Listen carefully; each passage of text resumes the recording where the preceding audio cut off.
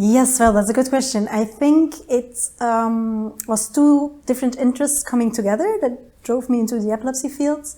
To start with the beginning, both my parents were medical doctors, so everybody told me you're surely going to go to do medicine, and that was one of the reasons I told them I would not do that. Until in the last, I think it was the last class of secondary school, I had a class of genetics. Very basic, the piece of Mendel probably, but it was really, I thought it was extremely fascinating how genetics can influence and determine human being, etc. So that made me choose medicine as a start, and then along medicine became interested in neurology, and then at that time in Belgium, when you want to apply for residency in neurology, you have to choose a topic for a small scientific project. You have to choose your mentor. I did some internship on neurology, but obviously you don't know too much. But epilepsy interested me. It's very diverse pathology, importance of semiology. There is a therapeutic potential, and the specific mentor in the clinic where I wanted to do residency is a very knowledgeable but modest person. So I felt very well with him, so I chose a project under his supervision at that time on functional MRI. And then I was accepted for neurology residence. And during this residency, he asked me to work up a large family with epilepsy to identify the genetic cause. And that's really when the two interests, it's matched. Genetics and then neurology, epilepsy. And then I think it really spiked my interest. As for all genetic disorders, in-depth phenotyping of careful phenotyping is very important.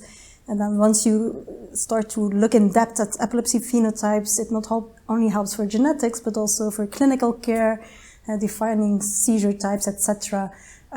So I think bringing these two pieces together, it really drove my interest. It inspired me also in all my future career.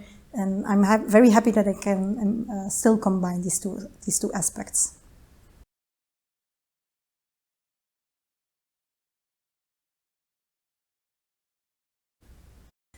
Yes, I think to start very generally, I think the access to clinical care, diagnostics in Belgium, it's quite straightforward. I don't think for diagnostic there's many hurdles. If I speak for my own specific interests, for example, genetic testing, we're one of the countries where we're very lucky that there is an easy access to genetic testing for all patients, as long as the treating physician thinks there's an indication for genetic testing. Nowadays, every patient can have diagnostic exome sequencing, for example. So this has led to many diagnoses and even treatment implications for patients in Belgium. So this is a very positive thing, I think. If I have to name a negative point or some of my frustrations also for care for epilepsy patients, is that in Belgium we don't have an official status for nurse specialists or physician assistants, or in whatever you call them, implying that they're also not economically very interesting for hospitals to hire them. So this means in practice that these epilepsy nurses for epilepsy, very few hospitals in Belgium have them. Although there's clear evidence that they might help in education, monitoring, follow-up of patients with epilepsy. The only centers that have it, or mostly the only centers that have it, are centers that do epilepsy surgery workup, and it's only in this context that patients can, or these epilepsy nurses can be involved. And this leads to the inequality that, for example, a patient with ongoing seizures because of, let's say, hippocampal sclerosis, but then further not any comorbidities or doing very well in life, can have access to the care and guidance of an epilepsy nurse, but not, for example, a child with a very severe developmental and epileptic encephalopathy, with all the social problems and comorbidities that come with it. So I do hope that in future also discussions with our government that things can change there.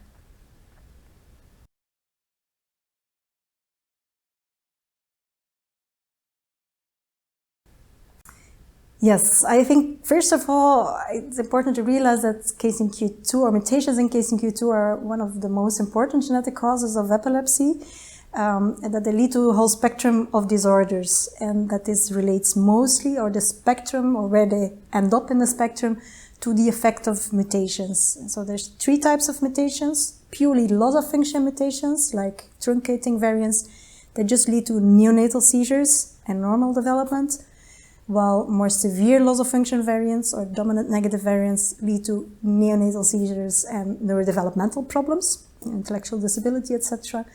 And then you have more rare gain of function variants that leads to neurodevelopmental problems without neonatal seizures, but later onset, potentially later onset epilepsy. So that's the first thing, to know the big spectrum. And the second thing is that it's very important for your individual patients to determine the variant effect, because it influences prognosis, but also the therapeutic choices you probably have to make or can make in the future. And for this, I think, as I already said, it's the clinical phenotyping can be very helpful. The variant type can be helpful. If it's a truncating variant, it leads to the self-limiting familial neonatal epilepsy. And then reaching out to colleagues in the field, look in literature, look in registries, because we know that patients with the same variants in general have similar outcomes. And then the last thing is realizing that there are already a few targeted therapies or guidelines for treatment of these patients, even though there's no gene therapy or whatsoever for this disorder. And this relates mostly to the individuals with the neonatal onset seizures, but sometimes also seizures later on. And that's the fact that sodium channel blockers, and specifically carbamazepine, but probably also the others, they tend to have a good effect on seizures, to that extent that many of these children even become seizure-free. There's less evidence for gain of function variants. There's no clear evidence that a particular drug might work better than others, although there's some preliminary evidence for drugs like amitriptyline and donepezil as precision therapies. But for this, we need further supporting evidence in formal trials.